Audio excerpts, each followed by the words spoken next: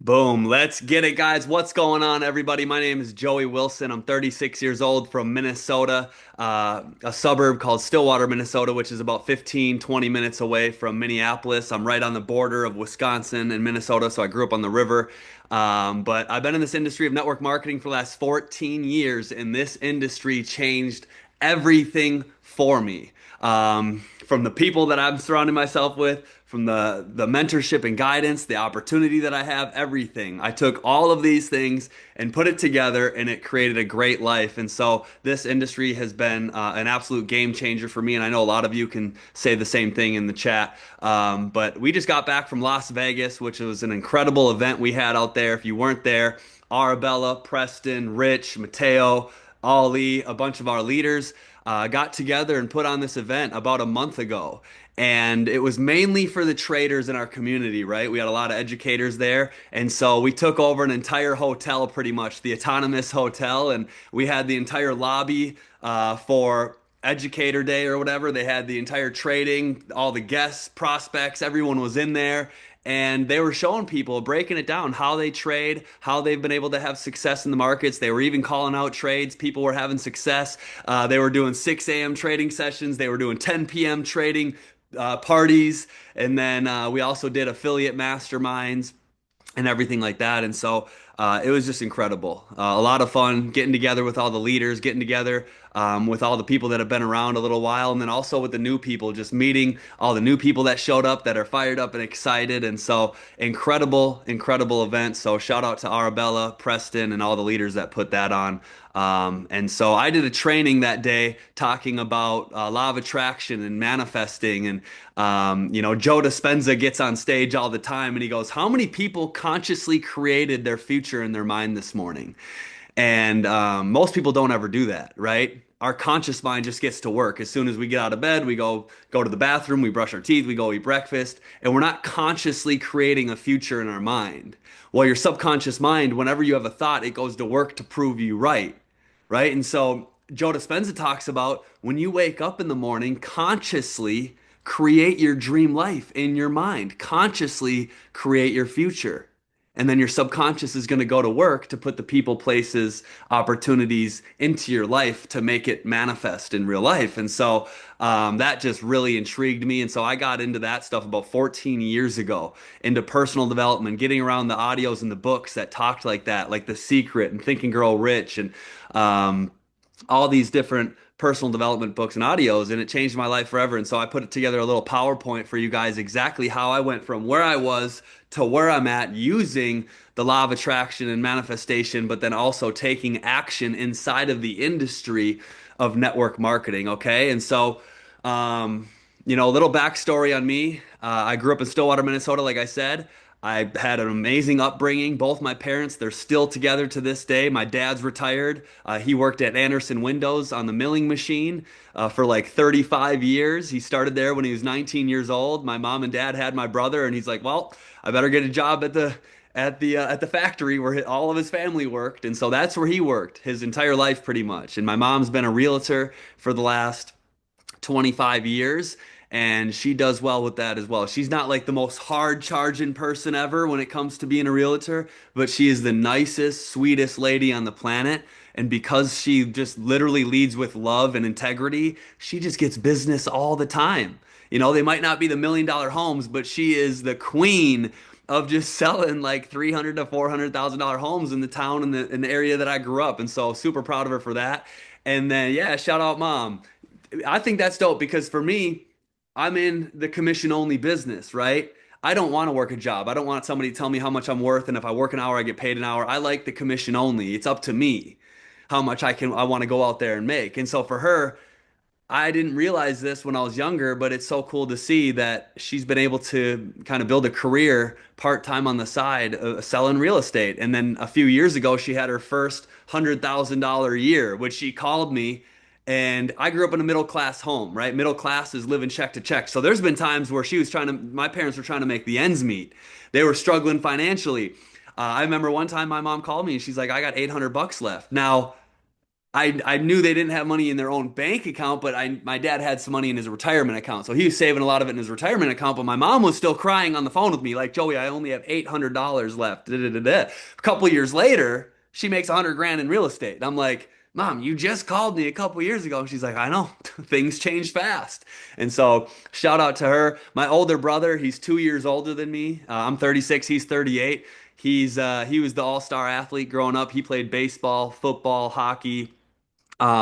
He went to the Marines for 5 years. He was a heavy machine gunner in the Marines. He went to Kuwait and Iraq.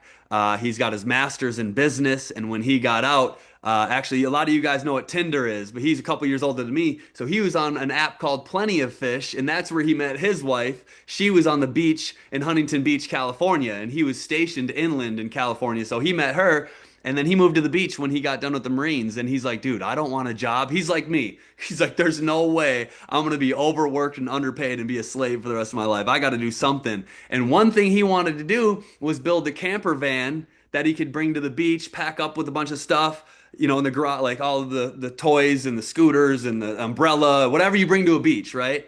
And so he took a Ford Transit van, put a couple benches, a table that drops down to a bed, he put a sink, and he built this like beachgoer cruiser thing.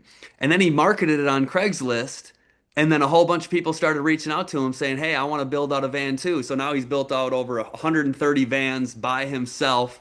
And that's what he does full time. And then my younger sister, she's the nurse. Both of them got way better grades than I did growing up.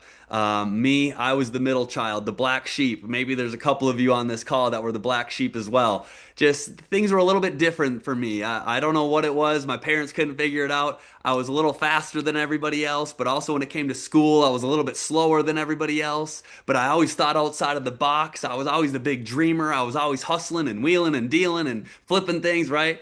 And so, kind of born for that entrepreneur spirit.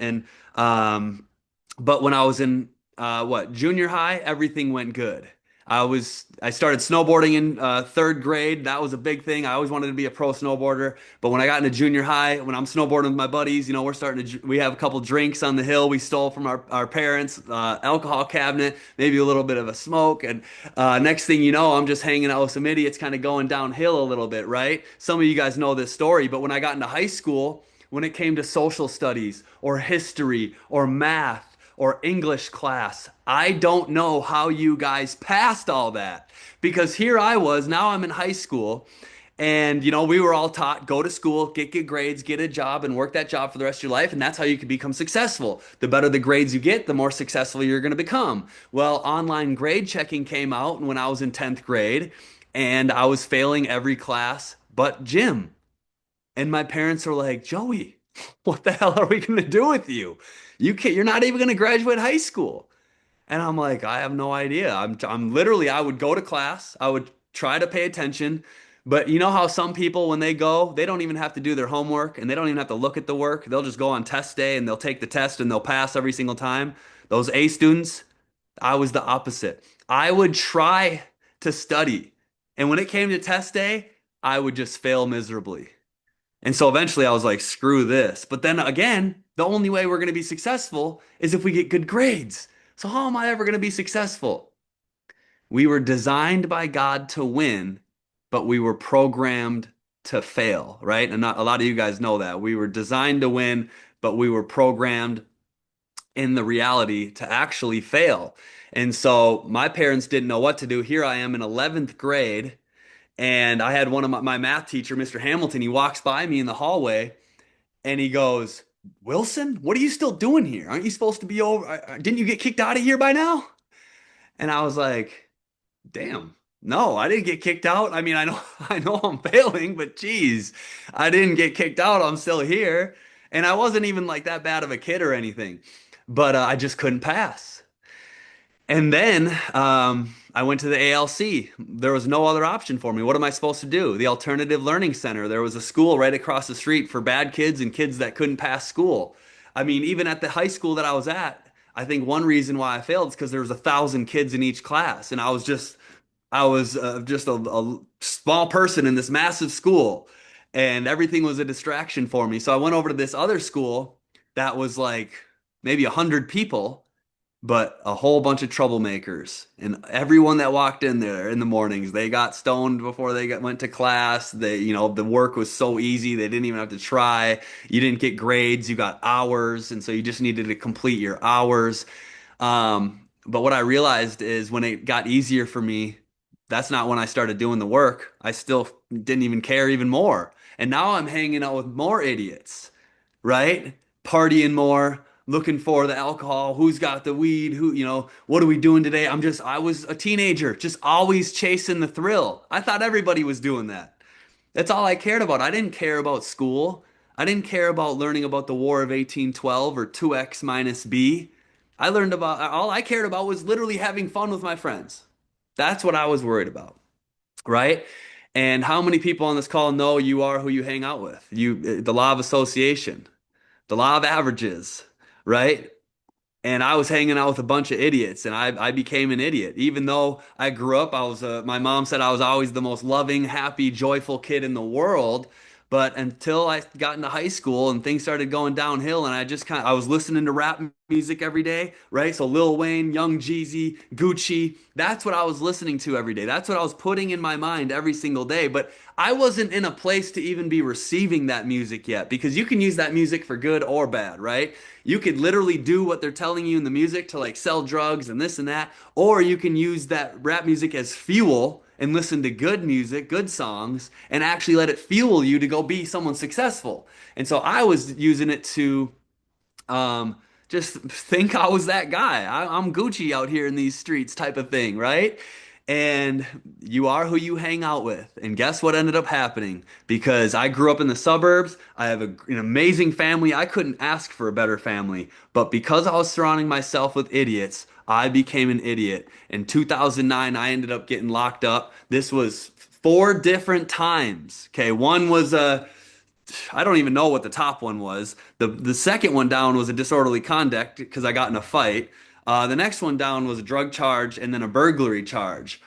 And I look at these photos now and I'm just like, I cannot believe you were that big of an idiot. But you don't rise to your goals, you fall to your environment. I was surrounded by a bunch of people that were going nowhere in life, and all we talked about, instead of talking about our dreams, goals, and aspirations, we were talking about where's the party? Who's got the weed? Who's got the good stuff, right? That's what I was focused on. And because that's what I focused on, I got more of that in my life. And it ended me getting locked up for a year in county jail and then a year and a half in teen challenge court ordered, right? And so three times on here that I got locked up, I would go in, I have a 2 minute phone call. I'd call my parents and I'd say, hey, can you please bail me out? I screwed up. And they got me out all three of those times. But the last time I said, I got caught and I'm screwed. You got to get me out of here. And my mom's like, no, I'm not getting you out of there this time. You're going to have to go figure it out. Right. And so when that door locks behind you, right? So actually, I'll tell you like this. Like I told everyone in Las Vegas, I walk in there the day I got locked up. We went into the intake room. He handed me a bin and he said, put these clothes on. And so I stripped down my street clothes and I put on the jail clothes and I put my street clothes in a bin and I put that bin through a window. And then so you have your underwear, your whitey tighties, your shorts, and then your pants. I just put on the shorts and then I put on the pants. Right? I did not put on those undies. Nasty, those used whitey tighties. And then I said, I'm all ready. And the correctional officer said, put those underwear on. And I said, I got the shorts on, and then I put the pants over it. I don't even need the underwear. He said, put the underwear on. And I'm like, oh, hell no. This is horrible. And then I had my bin with my other set of clothes, and I walked up to my pod, and you walk in, and it's just like the movies. Fresh fish, fresh meat. What are you in here for? Right? And so I go to my cell, and when that cell locks behind you, it's you against the world. You don't have your cell phone. You don't have your weed. You don't have your friends. It's you against the world. And now it's up to me to start making the right decisions because I needed to get clear minded. And when I got locked up, it gave me a good chance to sit there and think about what I did and start to take the right steps in the right direction to change my life. And so I sat down with a dude named Joe Schultz. Some of you guys have heard this story before. They call him Smasher in jail. And he sat down, we sat down at a table and he pulled out the guideline chart and he said, first offense, first degree drug charge. And it was 86 months, no gray area, meaning you can't just get out on probation and then have this time hanging over your head. He's like, you're going to prison. There's no doubt about it. There's no gray area. And so I'm like, bro, there's no way I'm going to prison. There's no way. What? That's not me. I'm not a prisoner, right? I'm sure a lot of people said the same thing. And I'm like, oh man, I'm screwed. And my mom was like, Joey, you got to go to Teen Challenge. It's a year long, and it was a faith-based boot camp treatment. If you went there and you completed it, it would knock off some time off of your prison sentence. And so I said, all right, I'll go. So I did 2 months in jail and keep it. So one thing I brought up too was when I was in jail for those 2 months, my ex-girlfriend, who I was with for 3 years before I got locked up, came and visited me. Okay. So I'm here. I'm like I'm sitting in the pod. I'm in my routine at this point. I've been there for like a month, and they called down and said, "Joey, you got a visitor." And I'm like, "I got a visitor? Okay, what are we talking about?" I went up to the visitor, and it was Jackie, my ex-girlfriend. And I'm like, "No way!" I pulled off the phone. There's the plexiglass, and she's like, "Joey, I want to be sober with you." Me and her were in a mess on the streets, and I'm like, she's like, "I want to be sober with you. I don't want to go back to that lifestyle." And I'm sitting there like. That's literally what I want. Yes. And I was like, thank God she came back, right? I haven't seen her how long. This is my girl for 3 years out on the streets. And it was from like 10th grade to senior year, little past that. And so she came and visited me, and she's like, I'm gonna come back tomorrow. I'm gonna come back as much as I can and see you. I know you got a long road ahead of you, but I'm gonna be here by your side. And I'm like, oh my gosh, thank God, because I was hurting in here. It was getting real lonely. And we hung up, and she left, and I went back down to the pod. And guess what? I waited the next day. She never came. The next day, never came. The next week, never came. The next month, she never came. I ended up going to Teen Challenge, and that was it. I was like, well, whatever. It was honestly probably for the best. But I will say this, that hurt my soul waiting for her to come back. And that's just how it is. And, sometimes you just got to go through that, right? That was a test that God had for me. Like you're gonna go through some adversity. You made this bed, now you got to lay in it, and you're gonna have to get through this. And so I went to Teen Challenge. Now Teen Challenge, so 2 years in county. Now I'm at Teen Challenge, and I only could bring a garbage bag full of clothes, and I didn't even have any clothes, so I had my mom go over to my friends to grab some clothes. I had a garbage bag full of clothes that wasn't even mine. So here I am at Teen Challenge. This is about as bottom of the barrel as it gets for drug addicts and like homeless people. And all the people are walking by the intake room looking at me like, oh, there's the new guy, there's the new guy. I was on this floor with 60 drug addicts for a year and a half, a really small floor inside this old women's uh, Catholic college. So they took me into the blessing room and said, oh, you don't have any clothes that fit you. We have a blessing room. You can pick out an outfit. Guys, I went to pick out my outfit. There was nothing in there. Bunch of homeless people's clothes. So the outfit that I did get was an orange South Pole polo and jean shorts, South Pole jean shorts, and a pink towel. And that's where I started. In the South Pole outfit, and it was so embarrassing. But I didn't have anything else, and whatever. What do I really care?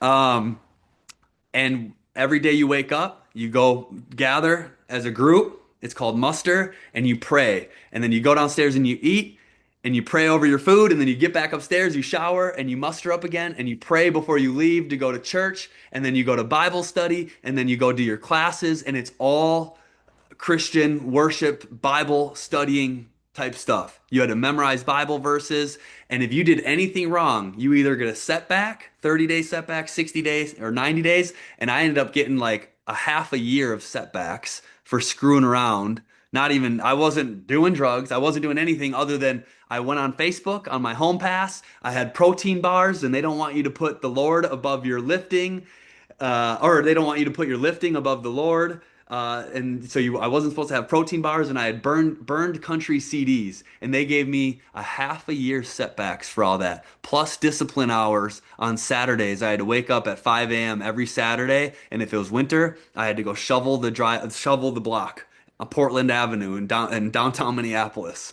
It's just crazy. But I got through that a year and a half. Okay. So now I graduated, but now I have 2 weeks out, and then I got to go back to jail for 4 more months and complete my sentence, which sucked because I just got through a year and a half plus a little bit of jail time. I was finally like my head was clear. I was ready to be on the outside and go just get my life started. Now at this point, my buddies are graduating college, and I'm still, cleaning up my mess. And so I had 2 weeks out to just kick it before I had to go finish up my sentence in jail. So I was hanging out with my two good buddies I grew up with. We were lifting weights, we were cooking good meals, we were playing Call of Duty. And finally, after 2 years, I was able to start talking to some girls again. Because when I was in Teen Challenge, if they even caught you looking at a girl, they would give you discipline hours or setbacks. So you couldn't even look at one, let alone if you talked to one, that would just be insane. You'd get kicked out. And then I'd go to prison because I had 103 months over my head. So I couldn't get kicked out. I couldn't screw around. So I haven't talked to a girl for 2 years at this point. And I was just reaching out. I saw Britt and I said, Britt Erickson, what is going on? Where have you been? She's like, Joey, where have you been?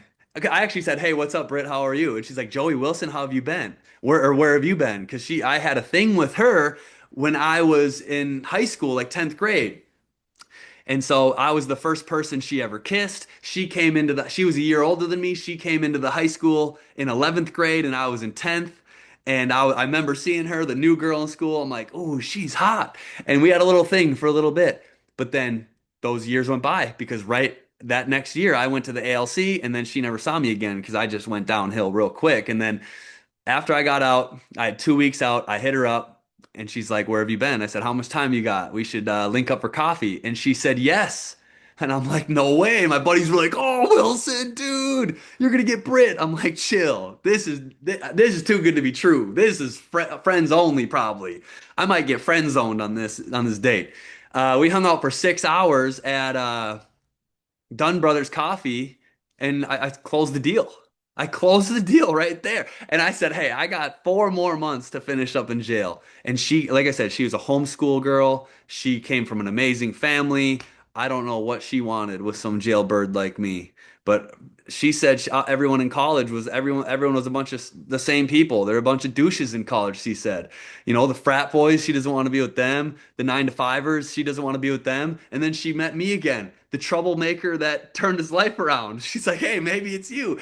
And so we hung out for that 2 weeks every single day. And then I went to jail. But what was on my mind when I went back was, is this going to happen to me again? Where she's going to pull up or might not even pull up at all? And then I'm just going to be crushed. Whatever. I said I couldn't, wasn't going to hurt any worse than it did before. I had a 3-year relationship with that girl. Britt, I've only talked to a little bit. But she came and visited me.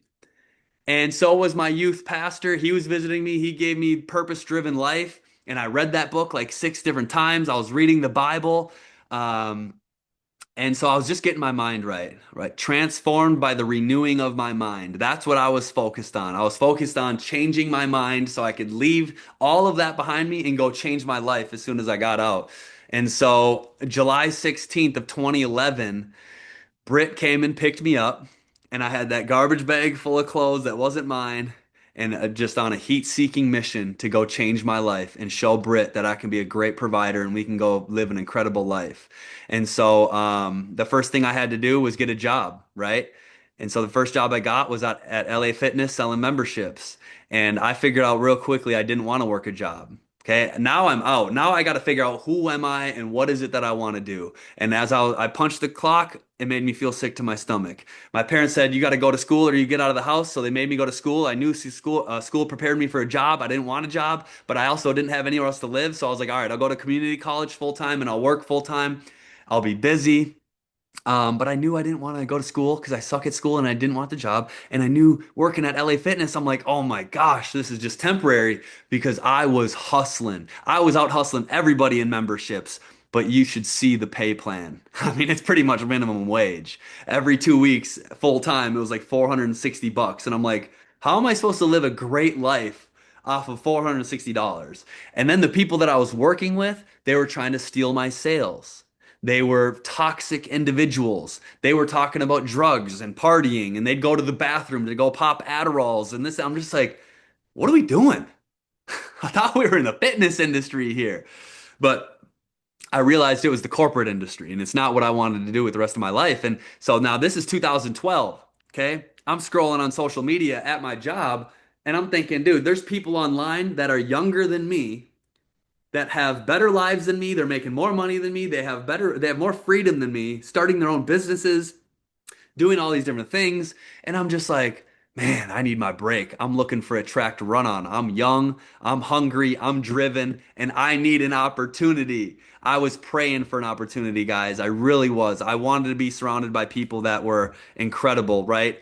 People that were going places, people that were successful, people that were moving and shaking, and that could maybe even mentor me if I was lucky enough.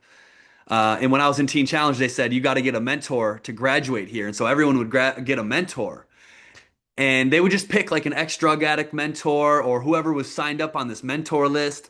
And somehow I escaped getting out of Teen Challenge without a mentor because I'm like, you want me just to grab any mentor and just call him my mentor and meet up with this guy? I never vibed with that, right? But then when I got out of jail, I ended up meeting a guy that changed the course of my life forever. And his name is Dr. David Peach. And this is him right here. That's the guy that I met.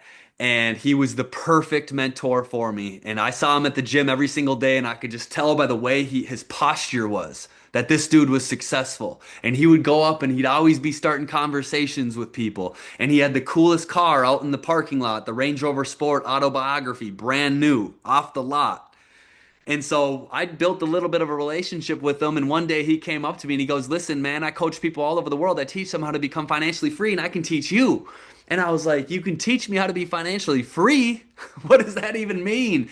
And I got a backstory. I don't know if you guys hire felons, but I'm working here full time. I'm going to school full time. I have a little bit of a past. He said, nope, we take people from where they're at. I'll show you what we have going on and it'll change your life. And I texted him the day of the appointment. He texted me actually. He goes, hey, you still coming over? And I said, hey, I'm going to follow my passion as a personal trainer. I appreciate the opportunity. He said, sounds good. I saw him at the gym the next day and he walks right up to me.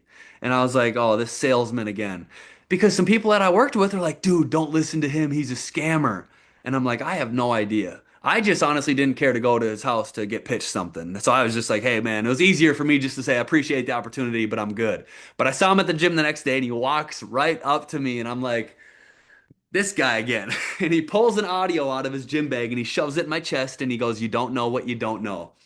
And he said, listen to that audio. And again, some people that I worked with, they're like, dude, you're an idiot. Don't listen to that audio. That guy's a scammer. Did it, whatever. And I just remember thinking to myself, he has the Range Rover Sport Autobiography.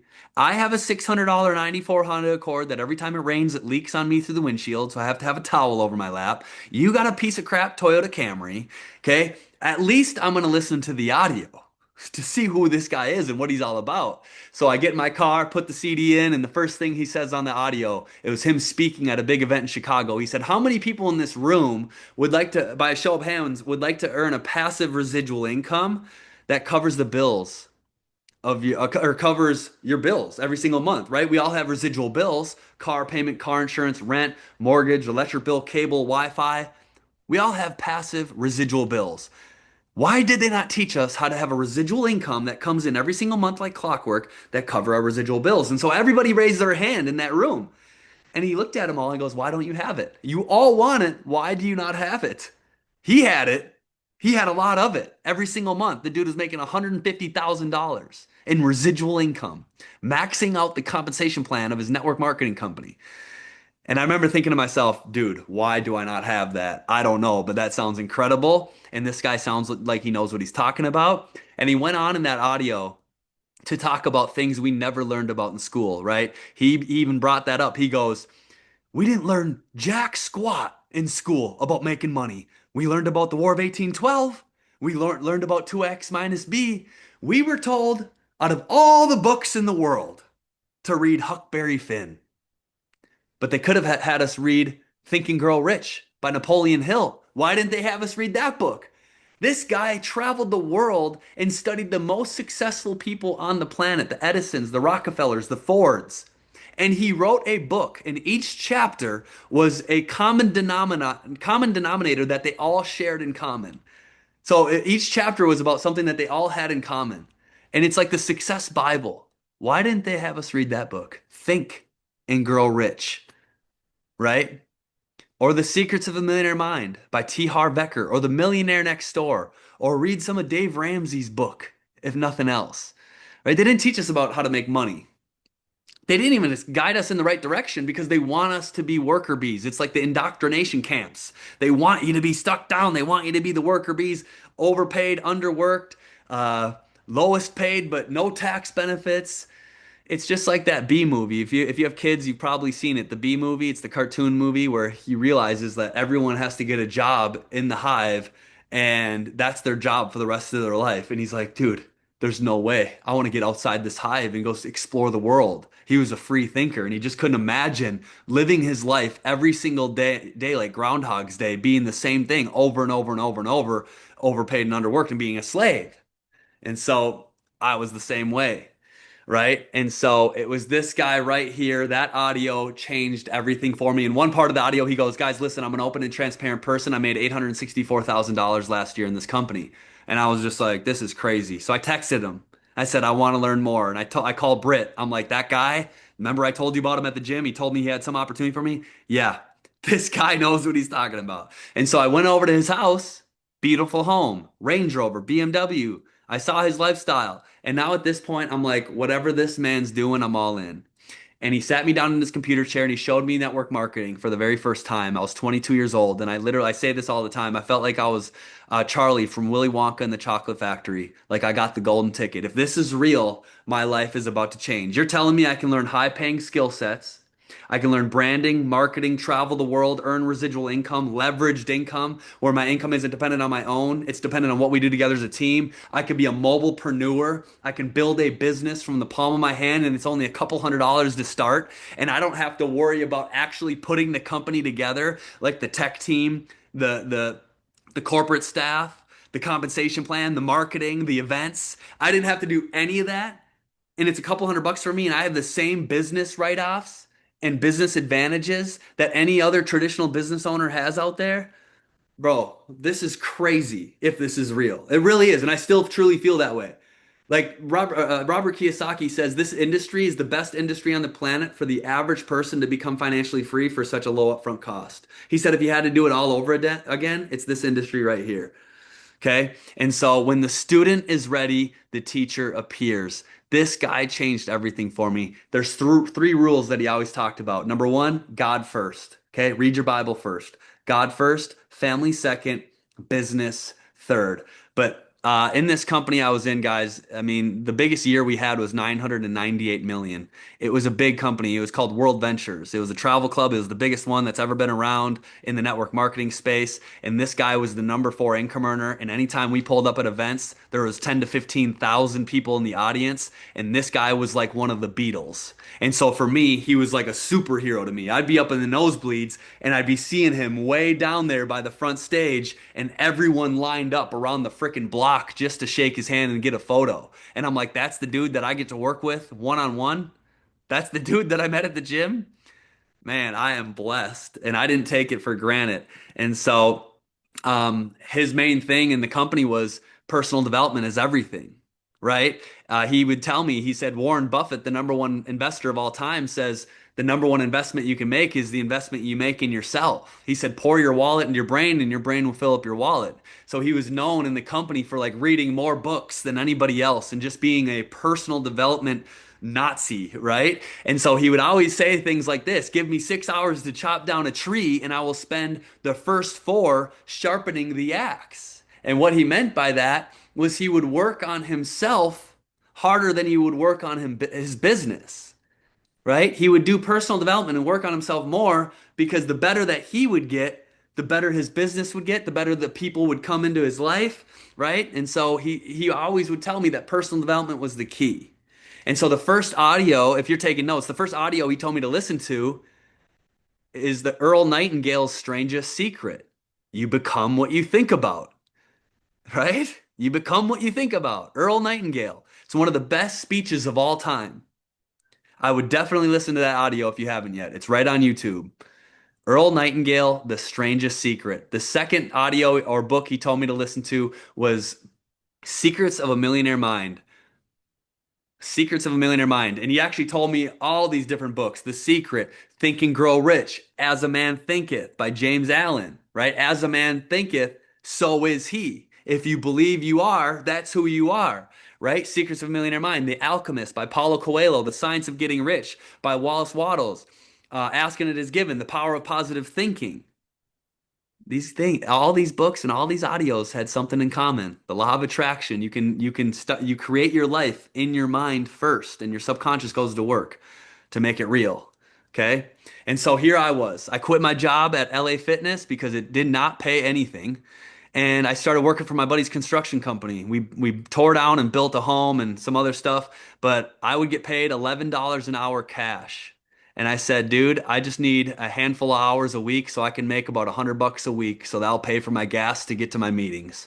And that's what I did. But when I was at work, I would put my headphones in and I would turn on Secrets of a Millionaire Mind. I downloaded the app Audible. It gave me one free audiobook, and I literally had this book on repeat. And if you don't know what Secrets of a Millionaire Mind is about, it's about rewiring your blueprint of how you grew up financially, right? The only what we know financially is how we grew up from our parents and from school and the people around us. So most people, if you're middle class, that's check to check, that's a negative thinking household for the most part. It's not an abundant household. And so in this book, they have different wealth files, right? Wealth file number one, I create my life, right? Rich people create their life. Poor people, their life happens to them. Winners take responsibility and victims blame. Oh, the reason I'm not successful is because that person or because of this, right? Winners say, dude, if it is to be, it's up to me. And they take a look in the mirror and take full responsibility and say, I create my life. These circumstances around me, they're just tests that God are putting in front of me that I just need to go through. Easy peasy, right? Rich people play to win, broke people play not to lose, right? Rich people chase opportunity and poor people focus on safety and fear. And that's why they like 9 to 5 jobs. That's why they like the 401k, the retirement accounts. They like the safety, but that's why they stay broke. The 401k is one of the biggest scams out there. Okay, wealth file number three, rich people commit. Poor people just want. Everybody wants success, but few people are willing to commit, right? Rich people think big, poor people think small. Rich people focus on opportunities, poor people focus on obstacles. Okay? And as I would listen to this on repeat, I was giving myself the best brainwash ever because I needed to adopt this mentality as I'm putting myself on this entrepreneur journey of chasing greatness and creating and designing an incredible life. Like a life that almost nobody is willing to live or willing to go chase because they're not able to get the right information and start living by it. Right? I'm so grateful that I met this guy, that all the people said it was a scammer. And then not only did I meet him, when he gave me audios or books to listen to, I would actually listen to it over and over and over, and information changes situations, right? So this book is filled with all of the different wealth files, and I just started rewiring the way that I thought, okay? And so here's what I realized. If you have to become the person before the results show up. And I know that's you guys have probably heard that before, but like if you want to find an ace in your business, that's what we look for, right? We're digging for aces all the time. Every time we're showing someone, we're just praying that this is the next ace. But you can't find an ace until you become one first, unless you get really lucky. To get an ace, like to get like a Matthew Thayer to follow me, I had to become the person first that he wanted to follow. Right? So if you want to bring in someone that has credibility with their contacts, work ethic, desire, they're teachable and coachable, they push their chips all in, they go put in big time volume, you got to become the person first. And so I realized that I had to become the person first in my mind, not in the outer world. Like I didn't have to have the money yet. I just had to know without a shadow of a doubt that I am that person already. It's already done. I am someone worth following. I am a great leader. I am unstoppable. I am a great person. People want to follow me. People want to work with me, and I'm going to do whatever it takes to win and lead with good values and morals and integrity, right? And so here's what happens, guys. The first thing that I had to do was I had to start working on my identity. Okay, this is how I changed my life first. I started working on my identity. Your identity are the thoughts, concepts, and beliefs that you hold to be most true about yourself. And I love this quote: success is an identity process, and you'll never outperform the way that you see yourself. Okay? Success is an identity process, and you'll never outperform the way that you see yourself. Before I got to 100 grand a month, and when I was at like 10 grand a month, did I believe I was worthy? Like if I wasn't pushing that hard and we were just kind of going through the motions, doing a couple calls a week, do you think I believed that I was worthy of 100 grand a month? Probably not. But because I didn't actually truly align with that in my mind, like I knew one day I would hit it. So it's not going to happen right now if I know one day I'm going to hit it. I was a $10,000 a month guy. But I changed my entire identity. I said, you know what? I am worthy of $100,000 a month. And I started seeing myself as that person. I started showing up as that person every single day. How would a new $100,000 a month earner work? How would they show up? What would they look like? How would they talk? How would they handle adversity? How would they overcome obstacles? Right? They would show up. If you're making 100,000 a month, you're going to have a little extra posture. And so I just started showing up as that person every single day. And because I did in my mind, boom, it happened in real life. I would be in my car, I'd be manifesting it, I'd be visualizing what it would feel like to walk across that stage. Success is an identity process, and you'll never outperform the way you see yourself. So when I was at 10,000 a month, I'm not going to get to 100,000 a month if I don't see myself there. So I'm going to work like one day I'm gonna hit it. But I said, you know what? I'm gonna work like like it's already done. Like it already happened. I am him. Everything started to fall into place. I mean, the synchronicities and the serendipities and the jaw-dropping moments that start to happen when you align with the dream visualization person that you want to become, boom, it happens. It might not happen exactly when you want it to, but it happens. And it's happened enough times for me to know that this is extremely real. Okay. So I first started by working on my identity. Your identity are the thoughts, concepts, and beliefs that you hold to be most true about yourself. It's 75% psychology and 25% mechanics. Okay. I can teach you all the action steps perfectly: how to invite, how to prospect, how to present, how to do a three-way setup before you present, how you close, how you do the fear of loss, all these different things. I can teach you all the mechanics, and you can go out there, and you've probably already proven this to yourself to be able to go out there and do them perfectly, and you're still not where you want to be. Here's why.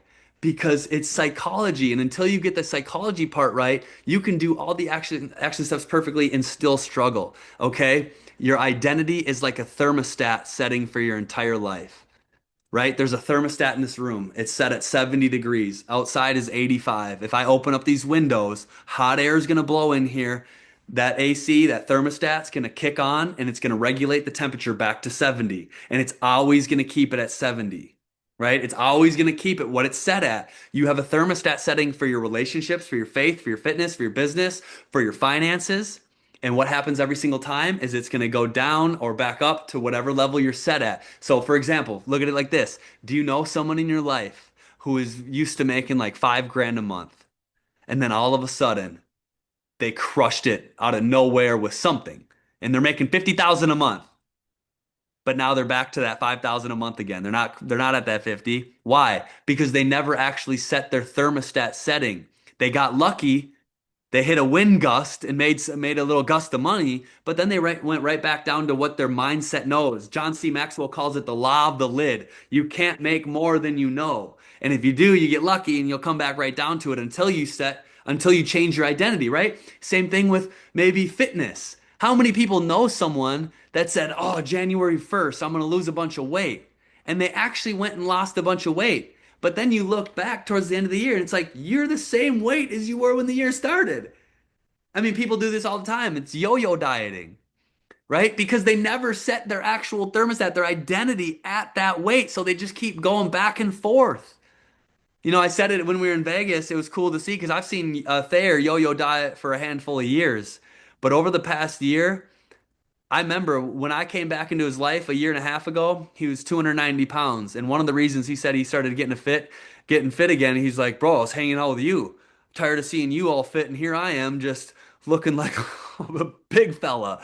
And he locked in on keto. He started studying good health habits. He started lifting more consistently, right?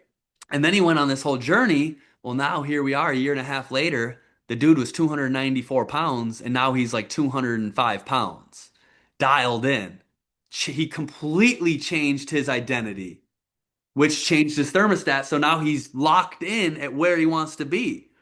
Okay. So you have to change your thermostat. And that's what the people, the top earners in the industry of network marketing, all got really good at. And that's how they got there. And so here's how you do it. I'm going to walk you guys through the 4 steps that you guys can do to go change your thermostat, which will absolutely change your life. Okay. Number 1 is elevate your circle. Get in close proximity with people that are a higher temperature than you in the areas you want to grow. If you want to get really fit, go hang out with a group of people that are really fit. You probably won't even have to change much of what you're doing, but just being around them, you're probably going to start shedding some pounds, right? Go hang out with people that are really good at soccer or really good at basketball. Hang out with them every single day. Go hang out in a Bible study every single Sunday and then go to worship on Wednesdays. Like your faith is going to really grow in that area if you start surrounding yourself with people that are a higher temperature than you in those areas, right? If you want to really crush it in network marketing and live a dream life, get as close as you can to those people that are doing it. And so David Peach for me was that guy. And he had thousands of people on his team. And so lucky for me, I could pull up to the gym at 10 a.m. and he'd be there every single day.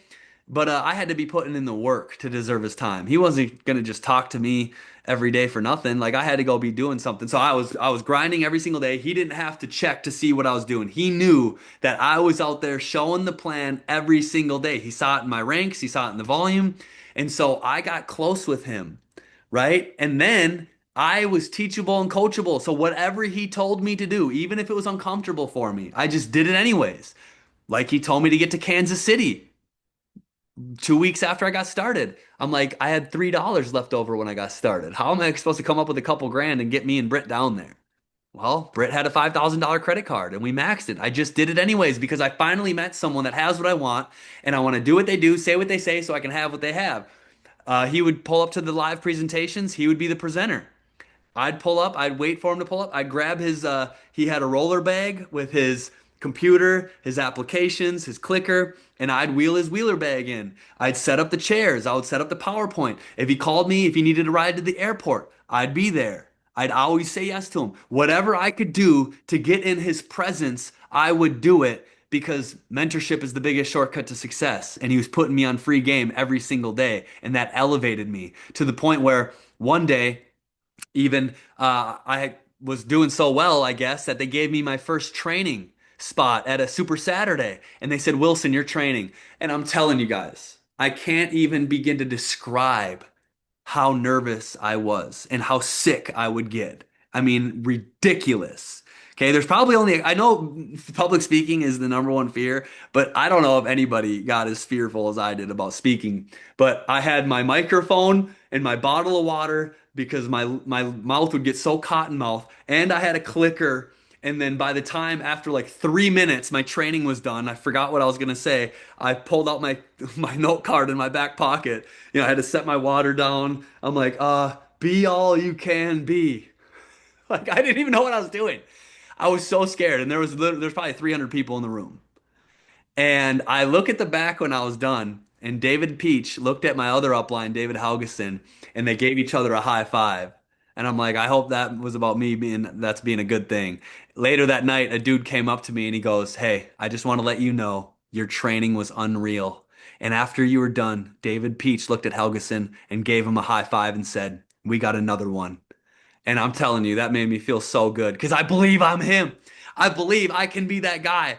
if you just, I'm just gonna keep pushing. I'm just gonna keep growing. I've never had an opportunity like this in my life, and if I have to get uncomfortable, I will. Because to grow your wealth zone, you got to grow your comfort zone. So that right there. And then I pulled up at the gym one day, and David Peach looked at me and he goes, "Wilson, I'm just gonna be real with you. You got no holes in your bucket. You're the real deal, and you're going to the top."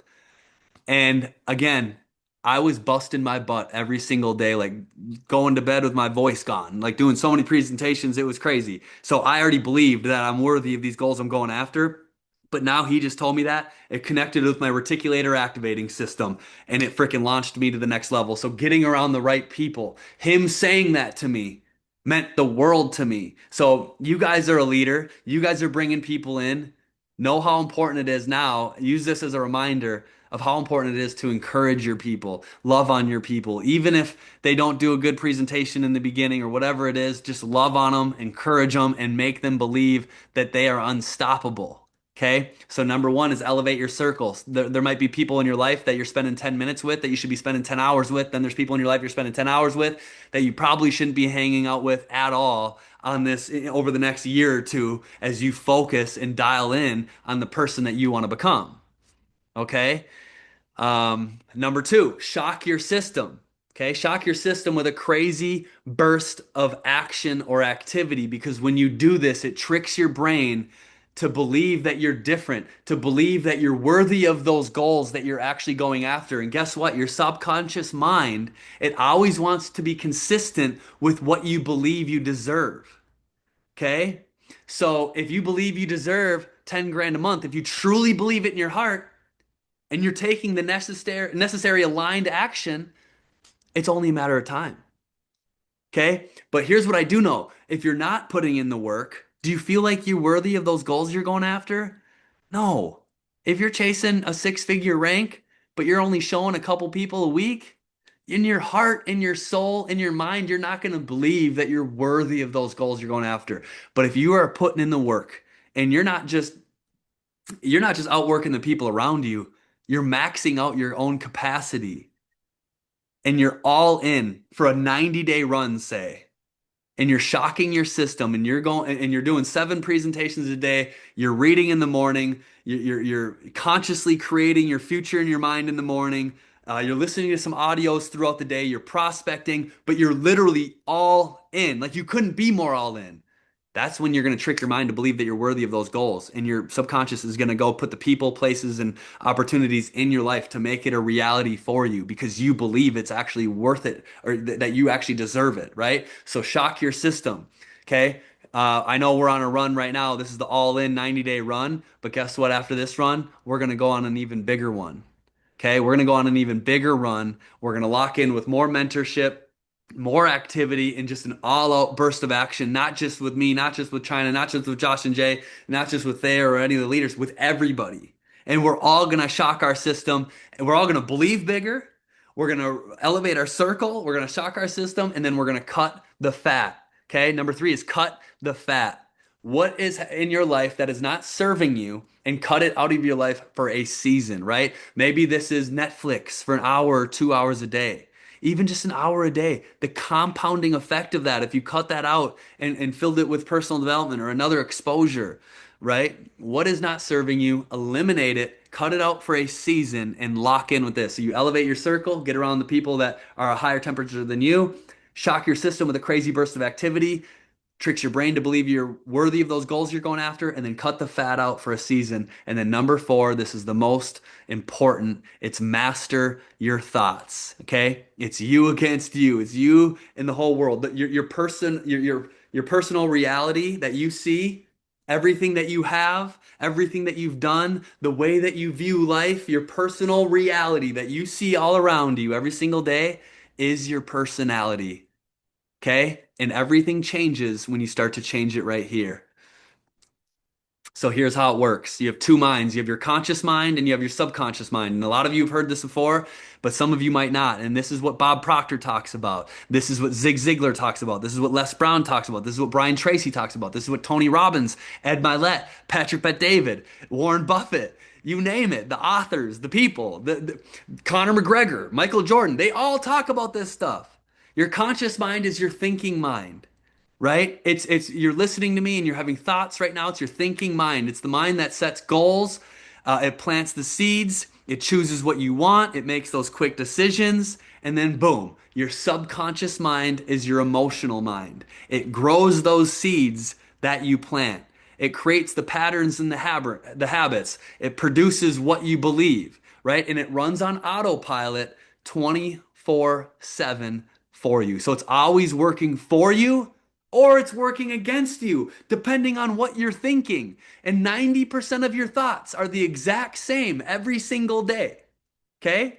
90% of your thoughts are the exact same every single day. So here's what you need to do. You need to take inventory of those thoughts. And whatever those thoughts that aren't serving you, maybe you need to write them down on a piece of paper to really get clear what those thoughts are that are not serving you because they keep coming up probably every single day. The lack of, or I got to pay my bills, or I'm not making enough money, or is it ever going to work for me? All these negative frequencies, you got to eliminate them.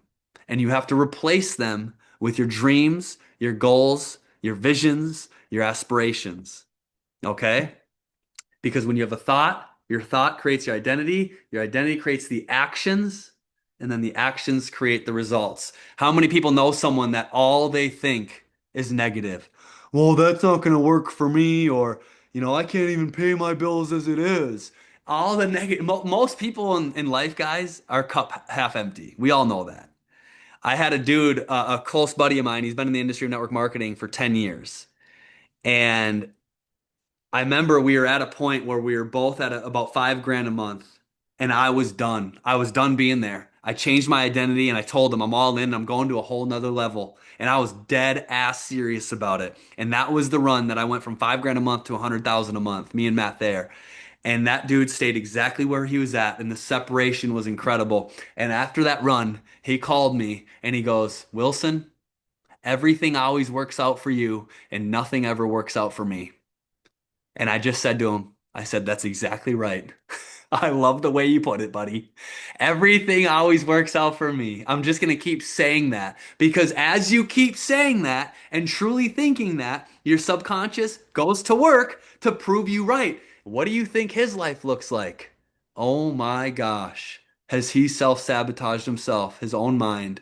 Nothing ever works out for me. I can't pay my bills. If I don't do this, I'm gonna get evicted. Da da da da da. Poor me, victim mindset. And he just kept getting more of that. He was stuck in this cycle. And I just kept thinking everything always works out for me. It's like a superpower. Just act as if everything always works out for you. Because guess what? It actually probably will. That's how it works. That's how law of attraction works. Your brain subconsciously keeps you at the level or operating at the level of your most dominating thoughts. So whatever you're thinking most, you're gonna get. And I'd say this. I heard Moses the jeweler say this one time. If you know him on TikTok. He said, if imagination wasn't free, guys, it'd be the most expensive thing in the world. So you're telling me all I gotta do is think positive and dream big and have an abundant mind and then my subconscious works for me, whether I know it or not, and it's constantly feeding me. That's how I built the dream home. That's how I drive a 2025 long wheelbase Range Rover. That's how we're snowbirds in our mid 30s and stay-at-home parents. I get to homeschool our kids because it's literally I just obsessed about these things. And you possess in life what you obsess about. It gets me so fired up, guys, because you are literally the artist. And once you unlock this and you can have a positive mindset and focus on your dreams, goals, and aspirations, your life is only going to incline. It's only going to elevate from there. So how do you reprogram your subconscious mind? I am. Those two words are the most powerful words you can say because anything you say after that, your subconscious mind's going to pick it up and look for what? Ways to make it real. So I'm so happy and grateful now that. And I'm telling you, I don't know if you need to take a picture of this. I don't know what you guys need to do in your life to make sure that every single day you're consciously creating a future for yourself and you're constantly giving gratitude to the world. You're giving thanks to the world, or giving thanks to God. And when you give thanks, you're telling the world, thank you. And what comes with the gratitude? It's receiving something. So I just heard Joe Dispenza talk about it today, is when you're giving gratitude, you're operating at a level that's so high frequency that the world is just going to give you more of what it is that you want because you're so grateful and you're open to receiving. You're not closed out. You haven't closed out the loop with negative energy and negative thoughts, right? So get crystal clear of what it is that you want your life to look like and who you want to become. Who is that person? Get a crystal clear vision of what that person looks like, of what you want your life to look like, what you want your houses to look like, what you want your cars to look like. And I say houses because I don't know, we're God's highest form of creation. And I want my dream home up on the lake in Minnesota, which I already have. I want a dream home in North Scottsdale, right? I want a dream home in Corona del Mar, and then maybe one in Spain too. I better get a little more clear on that one. But why not? Ed Milet said this, and Ed Milet, he made his money in network marketing, and he talks about this stuff all the time. And he lives on the cliffs in Laguna Beach, and he has the most beautiful home on the Madison Club in La Quinta, California, where the greens fees are like 250,000 one time and $100,000 a year just to be a member. And then he has a home on Lake Coeur d'Alene, same lake that Tony Robbins has a home on in Idaho. And then he just bought an island in Maine and he's building a golf course on it. Bro, you can have whatever you want. When Grant Cardone pulled up in his Rolls-Royce Cullinan to his G650 with 10X on it, he literally was like starting to cry, talking about how he was dreaming way too small early on. And he should have been dreaming bigger. And I'm thinking, dude, dreaming bigger? This dude's had multiple private jets, has a home on the beach in Golden Beach, Miami. He has the condo at the Regalia right next to it. Like this dude has anything he ever wanted, and it's just he was dreaming too small. You can have whatever you want, whatever is in your mind. If you can think it, you can touch it, and if you can touch it, you can have it. You got to get crystal clear of what that vision is for you. And then number two, you need to rehearse that vision over and over and over and over. You need to obsess about it. So check this out. How I got in the $1 Million Hall of Fame is I literally obsessed about it. I was in my car every day to the gym and I would listen to the song that I would want to walk out to stage to and I would hear Monaco's voice. Welcome, and I would do this training. I would do this training over and over and over and this would help because I would put myself there in the car to the point where it felt like I was actually there, where I could feel the chills. The tears would start coming down because my name's getting called out, and my whole team of thousands were cheering for me. And this was a goal that I've had set for years because when I got started in this industry, that year, my mentor got in the $1 Million Hall of Fame. And I'm like, dude, how crazy and how amazing will it be when I get in there? And I just kept thinking about it. And I would play my song, I would turn it way up. And I'll think of Monaco, welcome to the stage, your brand new $1 Million Hall of Famer. Well, guess what, guys? When I just did that over and over and over and over, I was out on stage one day sharing my story. I heard my name and I for the $1 Million Hall of Fame, and I got out there and I shared my story in front of the crowd, and I'm just like, it happened.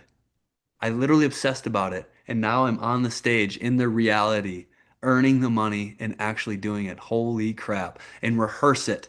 Joe Dispenza talks about this a lot. Every day, rehearse it. I rehearse it like you wouldn't believe. From the houses I want. A lot of you guys know I'm obsessed with dream homes. And when I was making this PowerPoint, for example, I'm such an ADHD, so I'd like make the PowerPoint a little bit for like 30 seconds, and then I'd click back to like one of my 30 screens of houses, boats, right? I'd have yachts, I'd have houses, I'd have house tour on the TV, and I would just constantly feed myself my dreams, goals, and my visions, and I would just rehearse it. And then if I'm up in Minnesota and there's the parade of homes going on, I would find the coolest homes and I would go tour them in person. Here in Scottsdale, I've toured countless homes in Paradise Valley. I've met countless realtors, and I would walk through these homes to get in touch with all of the senses that Bob Proctor talks about. So you can smell the home, you can feel the house, you can look at the house with your eyes, right? I wasn't like licking the walls or anything. That'd be kind of weird. But if they had like strawberry scratch and sniff or something, I guess that'd be okay. But no, I would imagine the 30-foot automatic pocket doors opening up and my kids running out to the pool, and I could see the pool and the spa and the pickleball court and the basketball court and the casita and the home gym, and I could just visualize it to the point where it's like it's real in my mind. And that's what I did with the home up in Minnesota. I literally would think about it every single day. Even before we even broke ground on it, Britt's dad was the one to clear the lot and build the house. Before that lot was cleared, I just kept asking Britt. We were living in Columbia Heights, which is the ghetto here in Minnesota, in our apartment, and the rent was 1,400 a month, and I was probably making 7,000 a month. And I just kept saying to her, "Did your dad break ground yet?" I would just get every night I came home. "Did your dad break ground yet, or did he not start yet?" And I would just keep saying it like it's already done. We're building a home, the dopest dream lake home in the world. And years later, it was like 5 years later, it was all done. And I was standing in the dream home, and I said this in Vegas. I mean, we have a sauna, a hot tub, a home gym. Every little nook and cranny is custom built, and I have the Sonos surround in my game room and where the theater room is. And I played what's the song? What's the song, guys? If you're in Vegas, came from the bottom, down below. Remember them cold night? I was playing that song because again, remember I was in jail. I remember them cold nights. The blue little mat, the tiny little wool blanket, the lights wouldn't shut off, and it's me against the world. I'm about to be locked up for a couple years. Oh my gosh, this is gonna suck. I remember those days. But here I was in my dream home. I just thought about it every single day. I obsessed about it. I really obsessed about it because I really wanted it for my kids and our family and my own environment. I want to build an artistic, highly elevated environment that's a wellness retreat where I can work, teach my kids life, and just chill and have an incredible life, right? And so I remember I was in the house and I started tearing up because I'm like, damn, it actually worked. It's powerful, guys. Rehearse it. It's fun. Rehearse your dream life. Rehearse it as much as you can. Get as familiar as you can with who that person is and act as that person every single day. Never say, "I want to become $1 million earner." Because when you say want, now you're telling the world you don't have it yet. So maybe one day you will. But you're so happy and grateful now that it's already done. Wow, we're going way over time. I apologize, guys. Um, okay, number three, condition it through repetition until your subconscious mind has no other option but to believe it. So you condition it, similar to rehearsal. And then number four, back it up with relentless action. And when you have the vision locked in and you can feel the emotion and you lock in with the correct actions, that's how you're going to make it manifest in your life. Okay. So I put this picture up here. It's the picture of the BMW. When we first got started, we had a BMW bonus. And I remember just saying every day I showed someone, I qualified for the BMW. I'm picking it up at the end of the month, even though I didn't qualify or pick it up at the end of the month. But it was 3 months later that I actually did. And before I picked up the car, I was in my 94 Honda. And I'd be driving to the gym every morning, listening to Lil Wayne, listening to Drake, headlines, right? And I would just look out the window driving to work. I had two MTX jackhammer subs in the back, and I would bang all the way to the gym. And I would just imagine, dude, I'm about to get this BMW. And it felt so good. I could feel it. I would be looking at cars.com every day. I would go to the BMW dealership. Me and Thayer, there's videos on my YouTube of me filming in the dealership of us touring, looking at the cars, test driving them. And I would get all of my senses involved. I would smell it, I would feel it, I would look at it, I would envision it. And one day I was driving to the gym and I'm like, I'm in the car. No freaking way, dude. That was the first time that I actually saw the manifestation work in my real life. And then I said, if I can do it with this car, I can do it with everything else. So let's go. Now it's time to go hit six figures. How do I hit six figures? I got to go help a whole bunch of people make a little bit of money so I can get to that six figures. So that's what I focused. I focused on walking across stage, seeing myself vividly, clearly walking across stage, getting the song I wanted, rehearsing it every single day, and then boom, looking through my team, finding the leaders that thought like I thought, that were all in, and I would go work with them and we'd go put in volume. Boom. And that's literally how I manifested everything. So this is how it works. It's the vibration principle. How you think creates how you feel, right? And then how you feel becomes an emotion. That emotion becomes a vibration, and that vibration becomes a magnet, which draws things to you or repels things away from you. So that's the key when it comes to manifesting, is getting emotional with it, feeling the feeling. Okay, how would you feel if you lived in your dream home? How would you feel if you were able to retire your parents and then hand them another 100 grand? Like, how would that make you feel? Feel that feeling all of the time because that's the most important part. It's not the thing that you're chasing, it's actually the feeling. Ed Milet said that, and he stole it from Tony Robbins, and Tony stole it from Earl, right? There's nothing new under the sun, but it's a feeling that you're chasing, right? I look at it like this. If I wanted to go buy five Lamborghinis right now, cash, I could. Just knowing that I stacked up the bread, I invested the money, I have it. If I want to go cash in for five Lambos, I could. But that feeling, the feeling of knowing I could buy one or five of them feels so good. But then what? I go buy the whip, it feels good. After a couple weeks, it's cool. But like I heard Graham Stephan say that. He's a finance guy. He's very conservative. He goes, me knowing that I can go buy the Lambo right now cash gives me the same feeling as actually buying one. And actually you might even be a little more pissed off if you buy one because as soon as you get a scratch, you're going to be even more pissed than you were before. So the feeling, whatever that goal is that you want, find that feeling everywhere. Search for it everywhere all the time in micro moments because when you do and you feel that emotion, you might need good music to help you bring that emotion out even more because that emotion is the vibration. And once you have that vibration going, hold it and avoid negative thinking. This is where most people go wrong. They can think of their and manifest their life for a little bit, but then they have to go back to reality and be like, oh, I still don't have money for those bills. Boom. And now they stay in this cycle forever. You need to know without a shadow of a doubt that your dreams are yours, that your dream life is already done. And you have to know it just like you know that fall is coming in a handful of months, right? Do you guys know that fall is coming in a handful of months? Do you guys know that winter's coming in, 6 to 8 months, right? You guys know that. I don't have to you don't have to wonder, is it really? No, no, it's happening. You have to know that your dreams and goals are already done and you are that person. Find it everywhere. You have to know to the extent, just like you know, that the seasons are going to change. That's how strong your conviction needs to be, and that's when it's going to happen. Okay? Only think about what you want, forget about what you don't want, and never speak about what you don't have. Okay? Your subconscious mind learns through repetition, not logic. Tell it who you are until it has no choice but to believe you. Guys, I absolutely love that training right there because it's how you manifest everything. It's all starts right here. If you want to bring an ace into your life, if you want to live in a dream mansion, if you want to make a massive impact, you have to see it as already done. And then your subconscious mind is going to go to work and put the people, places, and opportunities into your life to make it a reality. Okay? And before I did this training, I always listened to this type of personal development. Brian Tracy, one of the greatest of all times, he said it so simple, so basic. He said, "You will become what you think about."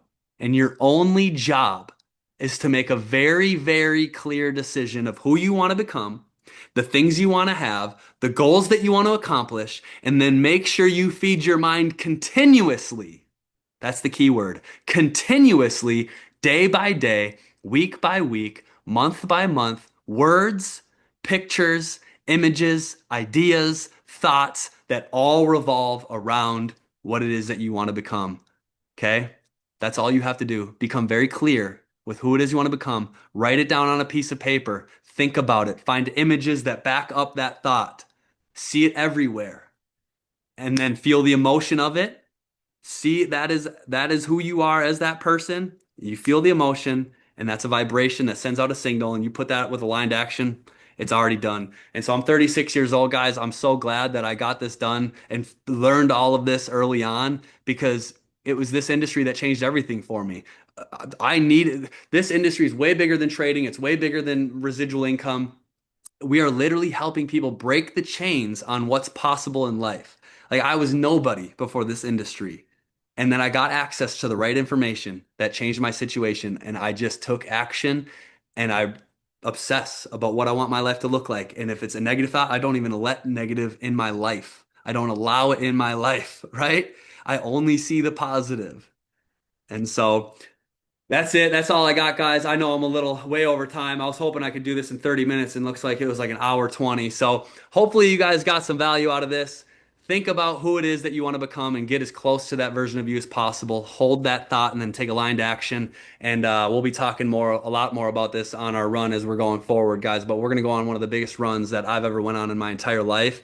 And I believe this is going to be the biggest run by far. We're going to help a whole lot of people. So if you guys are fired up, if you guys are excited, just know we got some big things cooking. We got some big things coming. And I appreciate everybody for hopping on this call and appreciate your support. And with that being said, I'll see you guys on the next one next week. And let's get it, guys. Have a good night. Peace.